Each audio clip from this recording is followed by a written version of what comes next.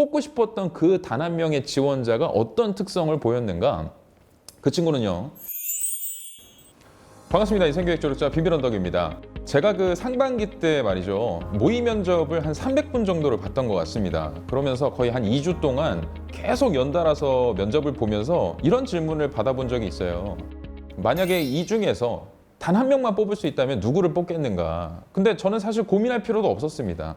뭐 다른 분들이 역량이 부족하다는 게 아니고 제 마음속에 만약에 이제 제가 직원을 뽑게 된다면 뽑고 싶은 사람 단 한 명이 눈에 띄었거든요. 그 사람은 사실 말을 잘 못해요. 굉장히 좀 어버버하기도 하고요. 말과 말 사이에 마가 많이 뜨기도 합니다. 그래서 누가 보더라도 면접에 특화된 사람은 아닌데 왜 내가 뽑고 싶었는지 그 이유를 좀 말씀드리려고 해요. 그분께서는 나이도 조금 어렸고 말씀을 하는 데에도 굉장한 긴장감을 느끼고 있었습니다. 그런데 제가 모의 면접 때 일부러 공격 포인트로 이런 질문을 해요. 만약에 당신께서 이번 면접에 떨어지게 된다면 그 이유가 뭐라고 생각합니까? 근데 대부분 아무리 말을 잘하던 친구들도 제가 이런 질문을 하고 나면 일단 제 눈을 피합니다. 모두에게서 일어나는 공통 현상이었고요. 그 다음에는 죽어가는 목소리로 석고대죄를 해요. 제가 조금 장황하게 말을 좀 하는 것 같고 두서가 없었던 것 같고 근데 그런 얘기를 할 필요가 뭐가 있냐는 거죠. 어쨌든 내가 이 회사에 필요한 사람이고 난 충분한 역량이 있다는 걸 자랑해도 부족할 면접장에서 자신감 없는 얘기를 해서 얻을 게 아무것도 없다는 겁니다. 물론 뭔가 이 사람들이 지금 부족하니까 나한테 이런 걸 물어보는 게 아닐까라고 생각할 수도 있겠지만 여러분 거기에 속아 넘어가시면 안 됩니다. 그래서 내가 뽑고 싶었던 그 단 한 명의 지원자가 어떤 특성을 보였는가? 그 친구는요. 제가 이렇게 질문을 던졌을 때 그때부터 제 눈을 단 한 번도 피하지 않더라고요. 그리고 나서 그 더듬거리는 목소리로 이렇게 얘기를 합니다. 제가 가진 강점은 사실 부족해 보일 수도 있습니다만 A와 B를 준비하면서 이 직무에 얼마나 많은 열의를 가져왔는지 다시 한번 말씀드리고 싶습니다. 라고 갈수록 더 목소리가 커지는 거예요. 그리고 그 멘트가 끝날 때까지 단 한 번도 제 시선을 회피하지 않더라고요. 이 친구는 사실상 지금 가진 역량이나 과도하게 느끼는 긴장감이 중요한 게 아니고 어떤 일을 맡기든 끝까지 해내겠구나라는 기대감이 생긴 겁니다. 자, 상식적으로 여러분들께서 한번 생각을 해보자고요. 여러분들이 4년 이제 학교 생활을 하시고 어떤 직무에서 전문성을 발휘하겠다고 나름대로의 스펙을 쌓아왔는데 사실 실무자 입장에서 보면 그다지 커 보이지 않겠다는 건 여러분들도 인정하는 부분 아니겠습니까?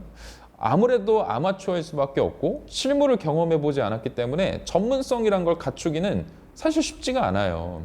그럼에도 불구하고 왜 면접장에서 여러분들의 역량을 요구를 하는 거냐면 결국은 어떤 일을 맡겼을 때 팀원의 일원으로서 그 일을 끝까지 성공시켜낼 만한 의지가 있는지 그걸 검증하고 싶기 때문에 면접을 보는 것이고 그걸 우리는 쉬운 말로 인성면접이라고 합니다. 여러분이 착한 사람인지 나쁜 사람인지 그것도 물론 중요하겠지만 더 중요한 건 회사에 들어와서 당신에게 주어질 목표를 끝까지 달성해낼 만한 그 역량이 있느냐. 저 혼자만의 시각이라고 생각하실 수도 있겠습니다만 제가 이제 모의 면접을 볼 때 다른 선생님들도 같이 계셨는데 모두 다 이제 공통된 의견을 주신 거 보면 사실상 사람이 보는 눈은 비슷하단 말이죠. 그래서 허황되게 내가 가진 스펙을 막 나열하고 저 이렇게 잘났습니다. 저 이렇게 생동감 넘치는 사람이고요. 활력이 넘치는 사람입니다. 그거보다 더 중요한 건 기본적으로 약간 여러분들한테 짓궂거나 당황스러운 질문을 던졌을 때 어떻게 응대하느냐. 사실 거기서 찐 역량이 나온다고 생각을 하고 그런 자세를 여러분들께서 평소에 좀 연마해 주실 필요가 있다는 거예요. 그러면 어떻게 준비하라는 거냐라고 하실 수도 있겠습니다만 이미 앞에서 답을 드렸습니다. 두 가지만 기억하시면 돼요. 여러분들이 보여줘야 될 거 기본적으로 큰 목소리를 유지하는 겁니다. 두 번째로 정말로 중심 내용이라고 생각되는 부분에 있어서는 시선 처리. 그거를 하나로만 압축시키라면 자신감이에요. 그래서 면접은 자신감이라는 이야기 여러분도 한 번쯤 다 들어봤을 겁니다. 근데 뭐 당연히 자신감을 갖추는 게 좋겠지라고 판단하기보단 이런 배경이 있다는 걸 좀 이해를 하시고 가셨으면 좋겠어요.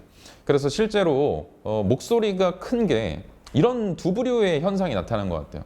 이렇게 목소리가 커도 되나요?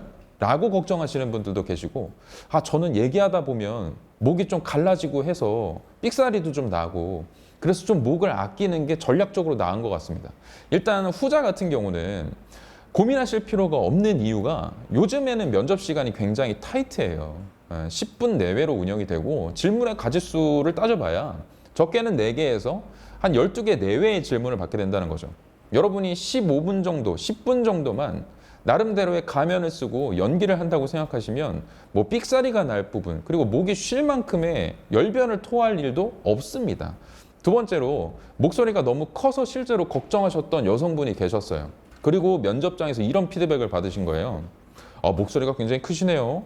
그때 자기는 좀 긴장됐다는 거예요. 이게 좋은 의미로 얘기하는 건지 나쁜 의미로 얘기를 하는 건지.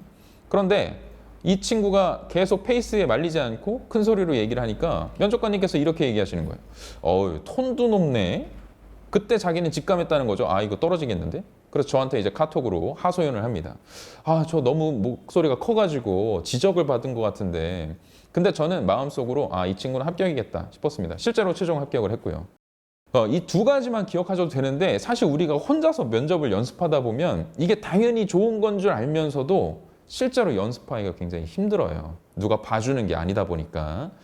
그럼에도 불구하고 여러분들께서 안에 답변 내용에 들어갈 컨텐츠에만 열중하지 마시고 두 가지에만 일단 먼저 집중을 해보세요. 커다란 목소리, 그리고 시선을 당당하게 유지하는 것. 물론 처음부터 초지일관 똑바로 면접관을 쳐다보면 왜 저렇게 꼬라보지? 라고 하실 수도 있으니까 당연히 제가 드리는 말씀은 처음부터 초지일관 이렇게 뚫어져라 쳐다보는 게 아니고 적절한 시선 분선. 하지만 엉뚱한 데를 쳐다보지 말라는 겁니다. 그 정도만 유지를 하셔도 이 친구 되게 당당하네, 자신감 있게 준비해 왔네, 그리고 목소리가 크니까 다른 사람들보다 누가 보더라도 달라 보이네, 남달라 보이네 라는 인상을 심어주실 수 있을 겁니다. 별거 아니지만 사실 정말 중요한 면접 팁이라고 제가 말씀을 좀 드리고 싶은 부분이었고요. 저는 다음에 또 좋은 콘텐츠를 들고 찾아오도록 하겠습니다. 여러분, 할 수 있다잉.